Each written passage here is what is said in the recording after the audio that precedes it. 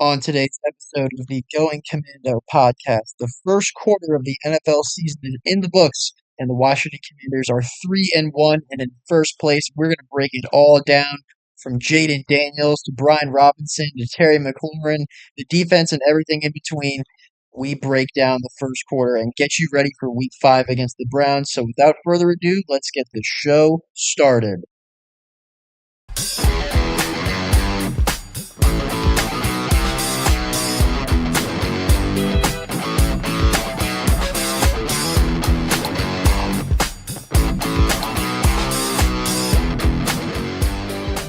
Welcome to Going Commando, a Washington Commanders podcast.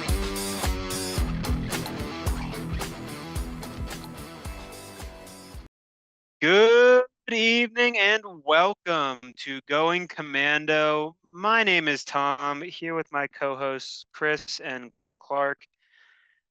And boys, we've had a good 4 weeks. We just got past the first quarter of the season, talking about a 3-1 start with these Washington Commanders winning their last game against the Arizona Cardinals in quite a dominant fashion. And quite a bit to talk about for this team here. Jayden Daniels, obviously a big part of the discussion. A lot of improvements from this team that we've seen in some ways. In some ways, we've seen maybe a bit of staleness, a bit of staying the same. But I'll let my co-hosts introduce themselves. And boys, how do you guys feel about this 3-1 start from this Commanders team? Obviously, I'm flying a bit high, but how are you guys feeling? Yeah, Tom, I'll be honest. I feel weird. I feel uncomfortable. I I'm in a spot that I haven't been in really in 12 years, to be quite frank with you. Um, I've seen I've seen the Commanders receive more media attention in the last 3 weeks than I think I've seen them receive in the past 3 years. I mean, it's been incredible. Jayden Daniels has far exceeded anybody's wildest expectations through 4 games. I've seen power rankings having us as high as the seventh best team, as high as the fifth best team in the entire NFL. I mean, it is unreal to see the love that the Commanders are receiving, and it is a lot due in part to Jayden Daniels and as well just our offense as a total, as a whole. It's been incredible. The season is still very young, but sitting in first place in the NFC East after 4 weeks is something that I didn't think anybody thought was going to be happening. Absolutely agree. I'm feeling a little strange. I feel like we're maybe in some episode of the Twilight Zone here potentially. But it has been great to actually receive some positive media attention for once. And again, to your point, Clark, it does feel weird, but I am absolutely loving it. The first quarter or so, right, of this season has been just so fantastic to watch. And the team, in my opinion, has actually continued to get and look better with each game that we've been playing. So they're really starting to kind of get settled into their scheme, get more comfortable playing with each other. Obviously, a lot of new guys that haven't played together before in this city or for this team or for these coaches, right? So I think it's all really starting to gel, and I'm really loving what I'm seeing, on the field, and I'm really hopeful for the rest of the season. Obviously, a lot of that is via Jayden Daniels and the successes he's had, but there's a lot of exciting pieces to talk about in addition to him on this team as well. Yeah, and I think like you summed it up best here when you talk about this state of confusion that we're all a bit in, because you know, as Commanders fans, we're used to sort of tempering our expectations to the actual skill level of the team. But as far as we've seen these past 3 weeks, the ceiling and the potential that this team has is seemingly unlimited, and a lot of that is due to the Jayden Daniels. And Clark, you also make another great point here. You haven't felt this way in 12 years. Obviously, referring to Robert Griffin III and the impact his rookie year had on us. Um, it's impossible to quantify what a player with his amount of talent, raw talent that is able to do for a team. And then you take on the fact that he's played smart instinctually. I think that this is in a really key time for us to sort of take as much as we can get from this first year of Jayden Daniels, learn as much as he can. And it seems to me that he's coming in with a pretty good knowledge. I mean, I don't know about you guys, but, this start with not making any bad decisions outside of the one interception he had last game. I mean, it's been a miracle run to say the least, but there's obviously a lot of pardon me. There's obviously a lot of other things that we have to talk about from these past 4 games. And one of the things that I'd like to start us off talking about is the running game. And now, obviously, you have Jayden Daniels on your team. He has been a big part of our run game, able to pick up yards with his feet. You also see a lot of big contributions from Austin Eckler and Brian Robinson in the season. Last game, you saw Jeremy McNichols take a bigger role as Austin Eckler has been out recently. Sadly, one of our bigger injuries that we've had of this early start to the year, but probably our only significant one that I can think of off the top of my head. What have you guys seen from maybe this run game and probably even more so this offensive line that has really sort of, changed the way you think about this Commanders team? Think noting the offensive line, Tom, like you said, that's something that has gone under the radar.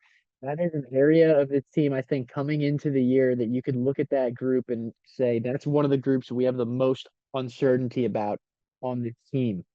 In addition, I would put the wide receiver room with that as well. But the offensive line, Jayden Daniels has seemingly had time in the pocket to sit back and dissect the defense. And the one thing I've really loved about Jayden this far is that if he goes to one read, he'll go to another. He is such an amazing athlete. And he scrambles like very few quarterbacks I've ever seen. And when he gets away, he's so quick. You're almost never getting him down for a sack. He's almost guaranteed to pick up at least a few yards when he scrambles. So that itself sets up more manageable down and distance every play. And to go with that, when you have that quarterback with that ability, running the ball is easier. I mean, Brian Robinson has been a wrecking ball. He runs so angry. He's a big, powerful running back who has some speed as well. We saw him break off a couple against the Giants. Chris and I were at that game, or rather, Chris actually was not at that game. I was. Um, it's been awesome, and we've seen some great scheming as well. Um, with this running game, I think one thing that was noted about Cliff Kingsbury in Arizona was that he didn't fully commit to the running game, and I think it's been a forefront of our offense this year. And we really have some dynamic running backs. Eckler, I think, has been great. Obviously, missed last game with the concussion. McNichols stepped in admirably.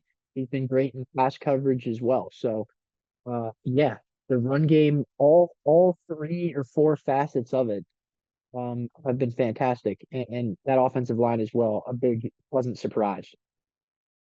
Yeah, I mean, everything you say there points to alleviating, pressure off of Jayden Daniels. And I think that's also a reason why he's been able to come out and have the quick success, the hot start that he's had.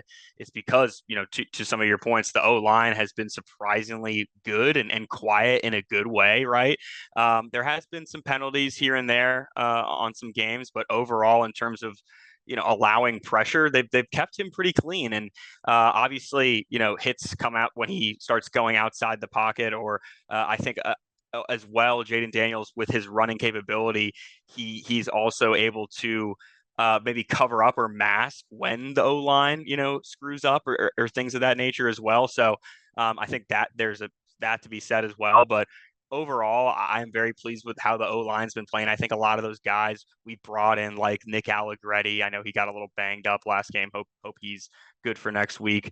Tyler Biotish, bringing in Brandon Coleman, who continues to still split time at that left tackle with Corn Lucas, but just really a shoring up of the line, which has been just a pain point for us and for our quarterbacks in Washington for many years. That has been great to see. And then just the success of the run game that we've been having across all facets, as you said, Clark. I think that's really alleviating a lot of pressure off of Jayden Daniels, and also just the coaching staff and ownership too that we have. They're really not there. There's been an intentional effort not to place all this weight on Jayden Daniels and really just let him play and let him develop with no expectations. Now, given the success that we've had over these last few weeks, there is a little bit of expectations starting to mount, and that's natural. But I think I think the staff is going about this the right way, in trying to not put it all on him, and really lean on some of those veteran leaders in the locker room to help Jayden Daniels, really lead the team. But overall, very pleased with the offense. I think, curious what you all think about the receiver room and kind of the receiving, support that Jayden Daniels has. I don't think it's poor by any means. You already started to, of course, see the chemistry between him and Terry McLaurin that's been developing over these last few weeks, and again continues to seemingly get better. But what are y'all's thoughts on kind of some of the receivers? I think that's, we touched on the run game and O line a little bit, but hadn't really spoke to them yet. Yeah, and I mean, you kind of touch on it a bit when you were talking about the run game and how it makes the game easier for the quarterback, and that's because it makes the receivers a bit more open, with the defense focused on stopping the run. And I'll get to the receivers real quick, but the one note that I did want to say here, and it does have to do with the receiver to some degree, is that it's been great to see this team become more balanced, and it's been an amazing series of games in terms of offensive play calling for Cliff Kingsbury, our new offensive coordinator. But that does have something to do with our receivers. Now, obviously, Scary Terry is our main guy. He is going to be the number one receiver for as long as we have him under contract. He's been looking great. I think that his connection with Jayden Daniels has taken some time for him to develop that sort of comfort, where you see Jayden Daniels going from the really sort of safer passes that caused the guy like Chauncey John, uh, was it C.J. Gardner Johnson? And Taylor Britt. Oh, sorry, Cam Taylor Britt. Pardon me, Cam Taylor Britt saying our offense is a college offense. It's easier for Jayden Daniels to make these throws when it's not as difficult, and the play callings, sort of one or two reads, and if one of them's open, you throw it. If not, tuck it. Um, and you see him start to develop this sort of comfort with Terry McLaurin through that system, to where you see at the end of that Bengals game, or the Bengals game, where McLaurin has a catch in the corner of the end zone off of just an absolute lob from Jayden Daniels, throwing it with just a guy coming right down the pipe to hit him in the mouth, and he throws that ball up there, and Scary Terry just has another one of those moments, man, where he reminds you that he's the number one receiver on this team. Now, that's not to say that guys like Luke McCaffrey and Noah Brown and even Olamide Zaccheaus, I believe is how you say his name, has played extremely well for us at times. Making their catches, kind of sort of impacting the game in quieter ways. But it's certainly been interesting to see that receiver room take off, and especially when you think about this tight end room, which I'm not saying it's gotten any better, folks, but it's certainly better from last year, at least from these first four games. So I'm curious to what you guys think about this receiver room, uh, especially given our start this year. Yeah. Um, I think the guys that you wouldn't have expected to step up have stepped up to what we need them to do. OZ, Mohamed Zaccheaus. You've even seen him. They've been using him interestingly. That he's lined up in the backfield, run routes out of the backfield at times. Um, he's been relatively reliable. And Noah Brown has made some solid, strong catches for us. In the middle of the field. Notably that one for the 2 minute drill against the Giants. Jaden's first win. He caught a huge pass over the middle to help get us over the 50-yard line and in field goal range. Um, and there was a lot of discussion about this receiver room, especially after we traded Jahan Dotson. I think the last time we had an episode was right after the first preseason game. We hadn't even traded him yet. We didn't get a chance really to discuss that. And you look at Jahan Dotson now, he has made little to no impact with the Eagles thus far. And so, how much could he be really helping? I think that his role is being fully filled right now by guys like Brown and Zaccheaus and McCaffrey has done well as well in his moments. So I don't think this is a complete room by any stretch of the imagination. I think in the offseason it'll be an area they might look to address a little bit. Obviously, there's rumors with us with IU. Now Devontae Adams is on the trade block. Our team's name got thrown out there, but ultimately, I don't know that they do anything right now. I think we can work with the guys we have. I think Cliff Kingsbury in this offense can work with the receivers that we have. And you mentioned it, Tom. Even Zach Ertz, despite many saying, he's getting up there in age, he's been a relatively steady target for Jayden as well.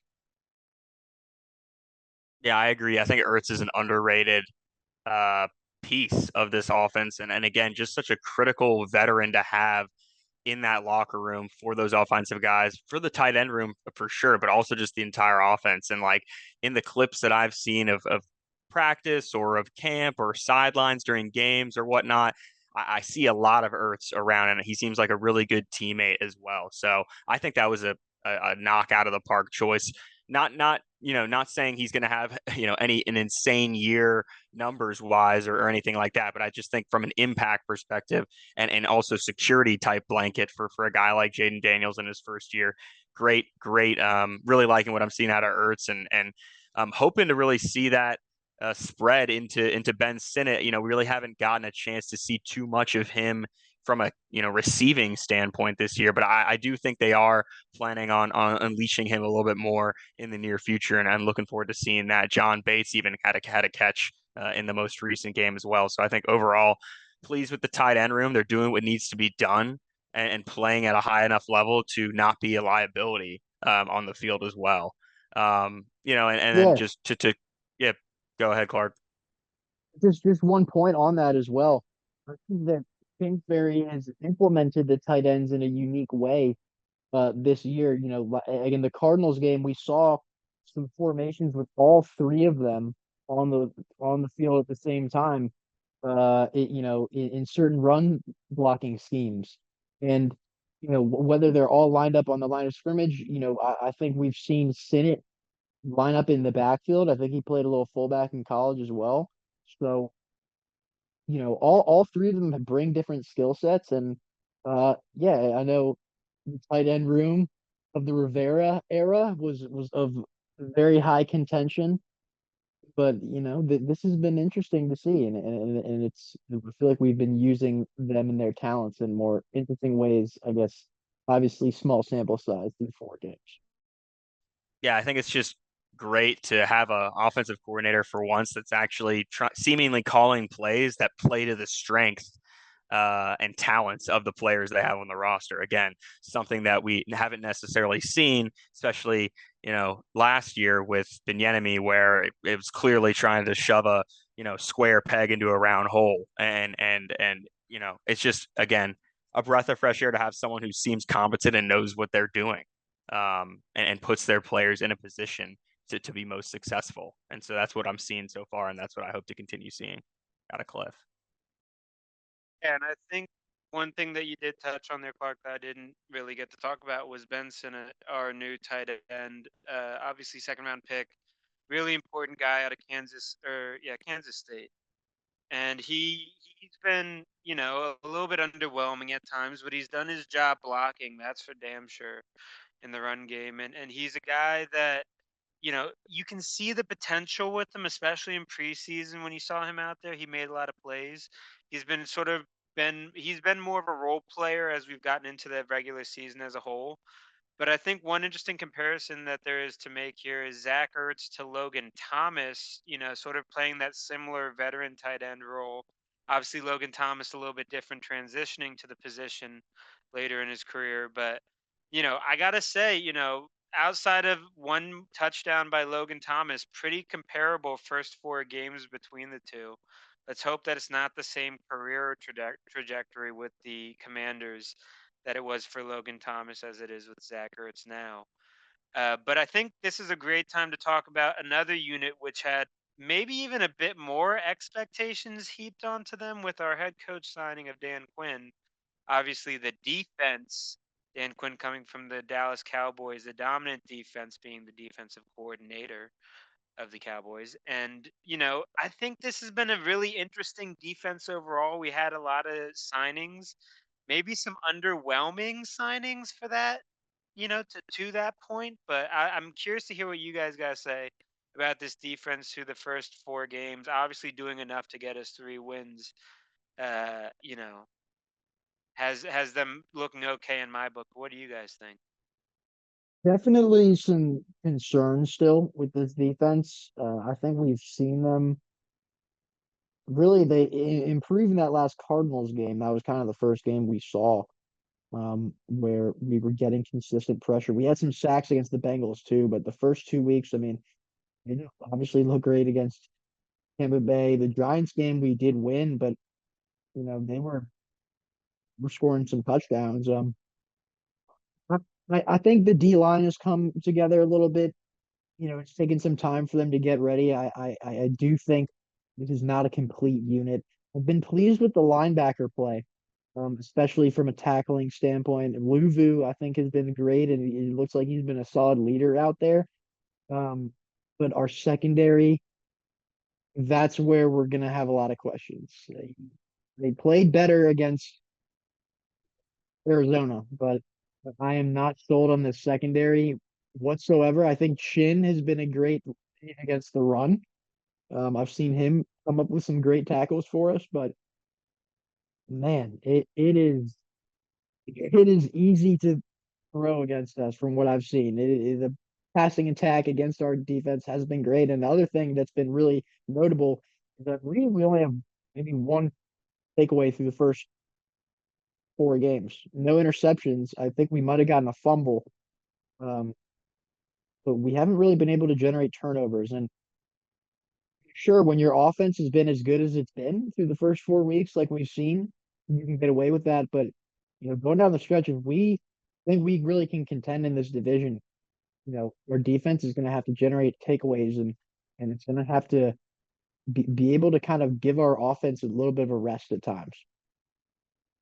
Yeah, I would say that overall the defense has continued to look better as each game has gone on and as the season has progressed. I was a little concerned after within the first 2 game kind of stretch of how things were really going to look. I was a little actually disappointed because I'm not going to call them high expectations, but I had loftier expectations of what our defense would be compared to what it was last year, just given the guys we brought in, given the defensive minded head coach that I had a lot more um, a belief in, versus Rivera, and had just a much more positive track record in terms of, you know, leaders around the league, saying that Dan Quinn and obviously Joe Witt Jr., coming along with him, are all well respected and know what they're doing. So I was coming into the season I was expecting our defense actually to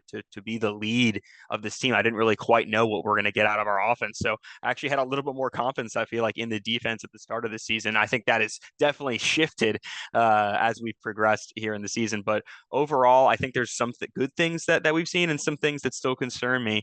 I actually what I thought was going to be the strength of our defensive line actually has been somewhat of a weakness. I would say the guys in the middle have failed to get pressure as much as I would have liked to have seen, and also eat up the amount of space that I would like to have seen. Now, I think there might be some of this due to there being a new defensive scheme in place, guys still getting used to that, and maybe that scheme not calling for as much of a clog up the middle, right? Because I feel like our run defense has actually been our weakest area if you're looking at the defense as a whole. I feel like what's actually concerned me even more than the secondary at times is that run defense. I feel like guys like James Conner, guys like Chase Brown, those guys, there are guys that have run against us that have had some success running the ball, and breaking off, big chunk runs. And so I would like to see that go down. I would like to see that tightened up. I think the pressure on the edge has been serviceable. You got guys like Cleveland Farrell making a couple waves. I think our overall depth and quality of depth is really solid when it comes to the defensive line. I just overall would like to see a little bit more action out of the guys in the middle, especially since we have the two highest paid, we have the most expensive defensive middle defensive line in the entire league in Payne and Allen. So would like to see more of them. We'd like to see some more out of Mathis too. I mean, considering we opted to keep him over John Ridgeway, who I believe is on the Saints now. I'm not quite certain of that. But I haven't really seen a ton out of him. And Johnny Newton has been on the field, which has been awesome to see, and he's looked good and solid from what I've seen. But those would be my thoughts on the defensive line, and just in summary, I obviously there's some issues there with the secondary at cornerback, and there's been some good things, some not so good things there, and obviously I think the linebacking core, to your point, Clark, as well, has been a bright spot on this team and something I'm really excited about too.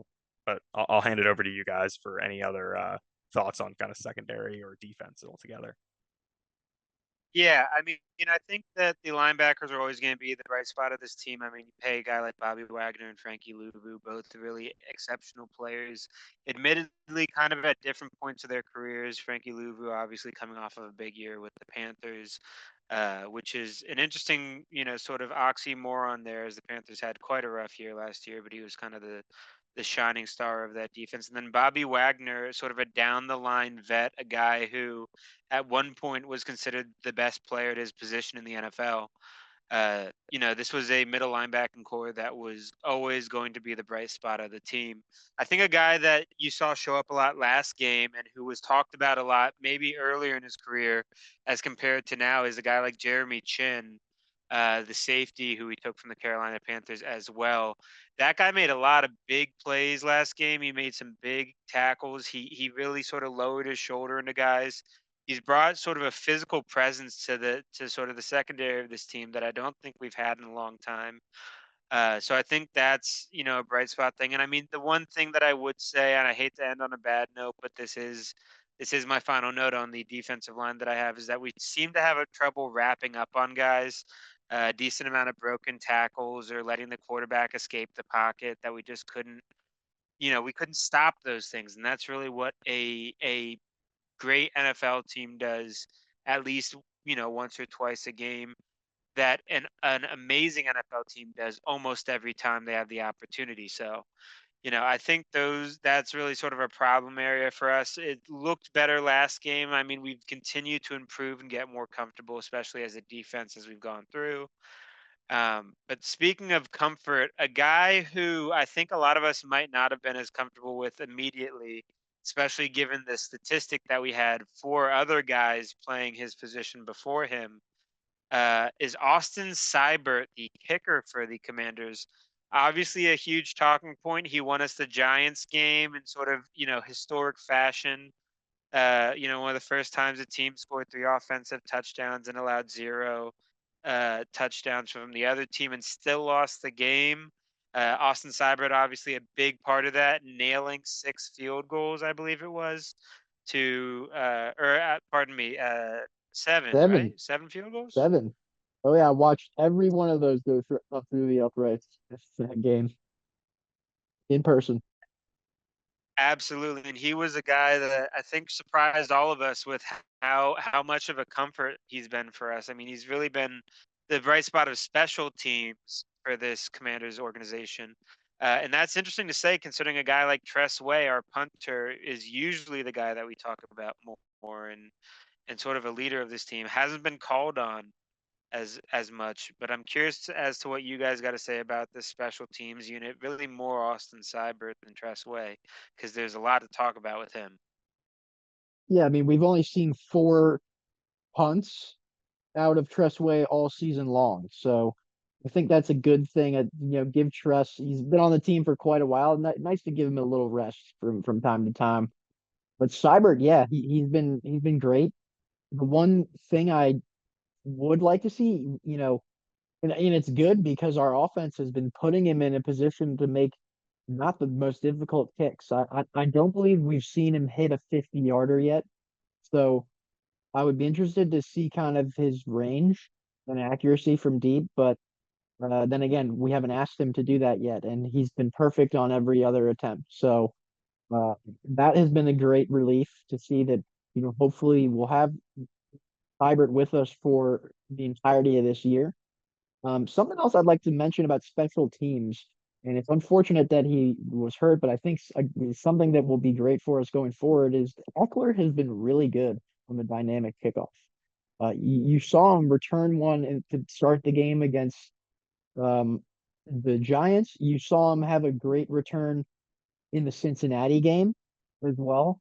Um, Something about this dynamic return, he has been excellent option for us back there. And considering that you're kind of about guaranteed to maybe start at the 30 now with this new kickoff, if we can get one return with that nets a positive out of him every game, we're going to be guaranteed to have some drives that are starting in pretty favorable position for us. So that's something else that I've noticed about special teams that I've really liked. So moving on now to next week, and I think something that we obviously just discussed the defense just a bit ago, and I think something that could be favorable for this defense as it continues to grow and get better is this matchup with the Cleveland Browns, Week 5 at home. Cleveland is a team that's coming in 1-3. They've been reeling a little bit. They're a team who, you know, they may have a respectable defense, but their offense has failed to score 20 points in all 4 games this year. Um, so just kind of gonna lay that out there. Obviously, the media may be favoring us in this one from now on, which is an interesting thing to say, but Cleveland, I think it could be a winnable game for us. I think it's an opportunity for this defense, hopefully, to gain a little bit more confidence. Obviously, anything can happen. They have some good weapons still. Amari Cooper, a great receiver. It might not be best matchup for our secondary, but I think this is a game where we could see our defense be able to gain confidence. Yeah, I'm very hopeful and looking forward to the game this weekend. I think Cleveland, is a team that we absolutely have a chance to beat. And, I think we've shown, especially over the last 2 games that we've had, that, we're a force to be reckoned with. And I think, I quite frankly think we could go up and give any team in this league a run for their money with the way we've been playing right now. So overall, very excited for that game. Hoping to be coming out of that a cool 4-1. Wow, could you think of that? When was the last time we were 4-1? I could not tell you. Probably have never happened in our lives. Who knows? It has certainly been quite a while, and I think that this is a great opportunity for us to get to 4-1. Um, this Cleveland Browns team, there's been a lot of talk about it, not for the most positive reasons over the past few years. But they have a lot of talent, and that's certainly, not saying a lot in this league, but it could be the difference maker in this game. I mean, obviously Amari Cooper on the offensive side for the Browns, a very dangerous receiving weapon to pair with Jerry Judy on the other end, both Alabama receivers. To working against the secondary could be very dangerous. I'm not too worried about the ground game in this one. I think our linebackers and defensive line are prepared to stop whatever comes our way. I'm not too much of a fan of Jerome Ford. Um, so that being what it is, I think that this is definitely going to be a prove it game for Jayden. He's going to be going against a much better defense than I think he's played all year. I mean, guys like Miles Garrett obviously making a difference. Grant Delpit, obviously Jeremiah Arusa Koromoa in the linebacking core, and then of course Denzel Ward, the high first round pick for this Browns team a couple years back. So this is a really talented Browns defense, and if Jayden can get it done versus this team, that would be a really big, sort of step in his development and his career, quite honestly, in this first year. Um, but it's going to be a tough game, no doubt. Now, I did want to stop this conversation and move on to Jayden one more time here because, there's been a lot of talk around the league about Jayden Daniels and how prolific he's been. Obviously, the highest passer completion percentage in an NFL game by a rookie quarterback ever.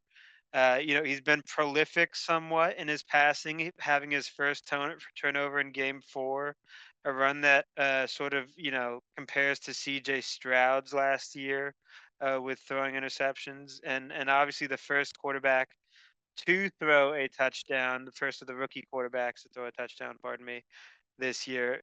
People have been talking about him for a lot of awards in the early season, sort of rumor mill, even an MVP. And I'm curious, do you guys think that with what he's done so far, if the season ended right now, he deserves the MVP? And then do you think he can sort of continue this run as we start to run into more difficult and sort of more hardened teams throughout the year?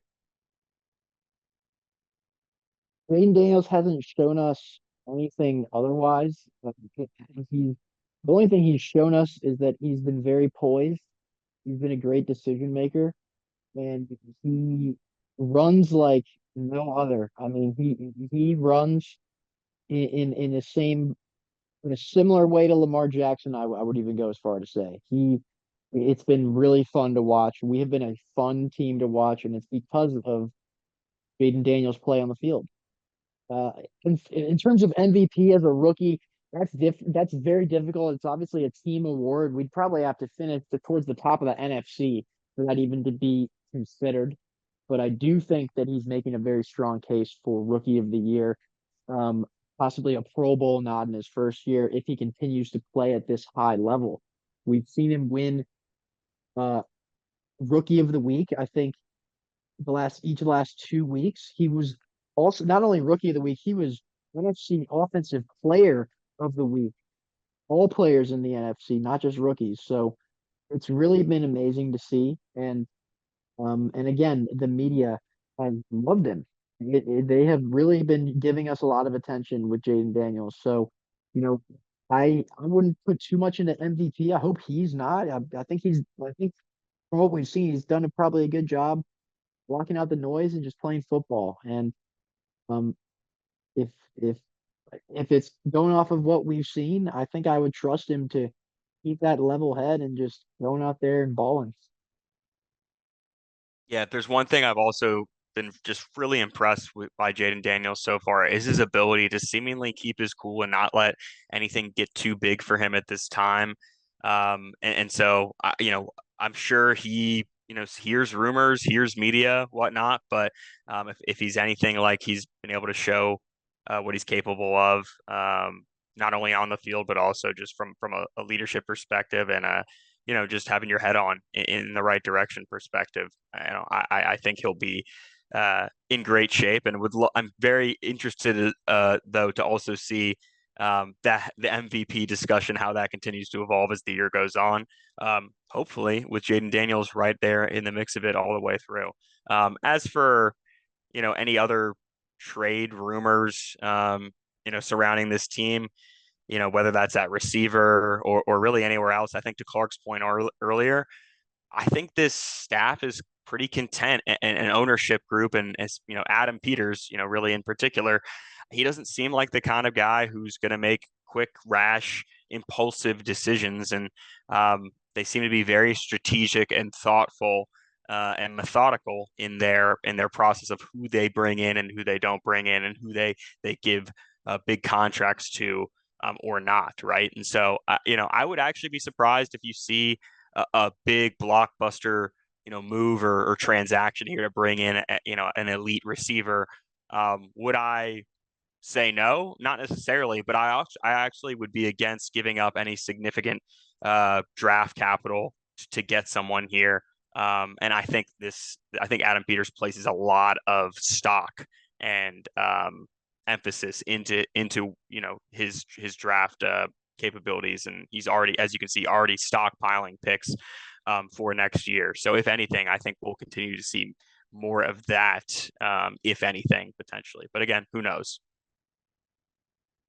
Yeah, and obviously, Chris, you're kind of going to answer this question then that I do have for Clark, Clark, we talked about this earlier, um, off the podcast, but there's been these rumors surrounding Devonte Adams, and the team of the Las Vegas Raiders, not the Oakland Raiders that most people would be maybe more comfortable with, have said that they're willing to trade him for a second round draft pick and other considerations.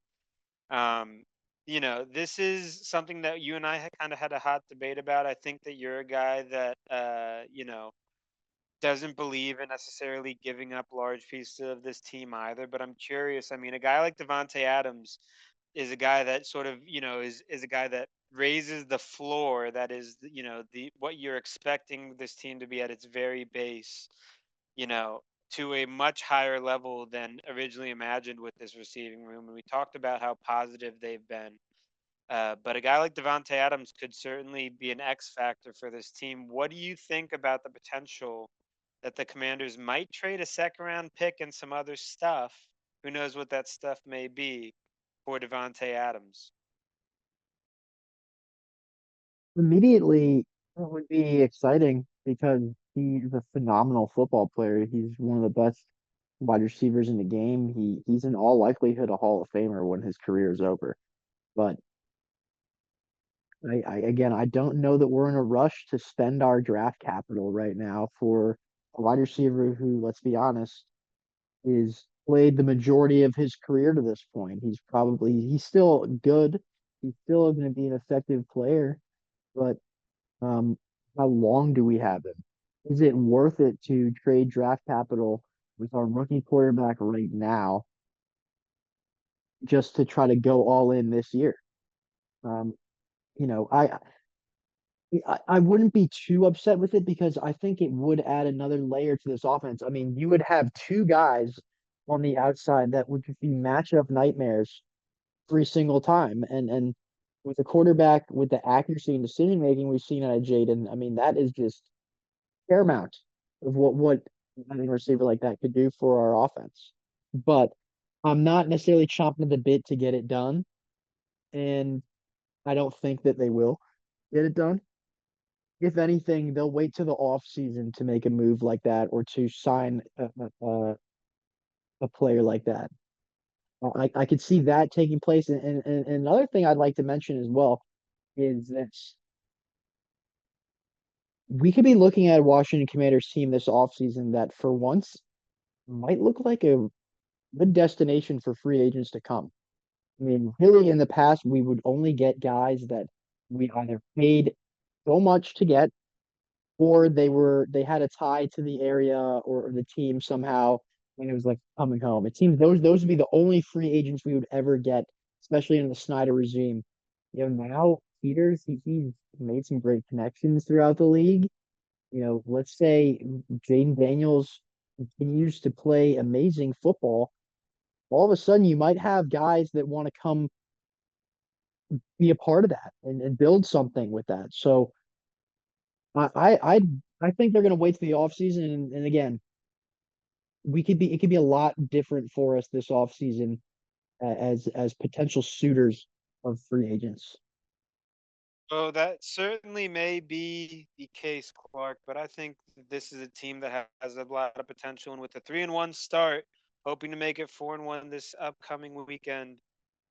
And we hope to see you all next time on the Going Commando podcast. And for my co host, Chris and Clark, we say thank you for watching. And remember, as always, HTTR and HTTC.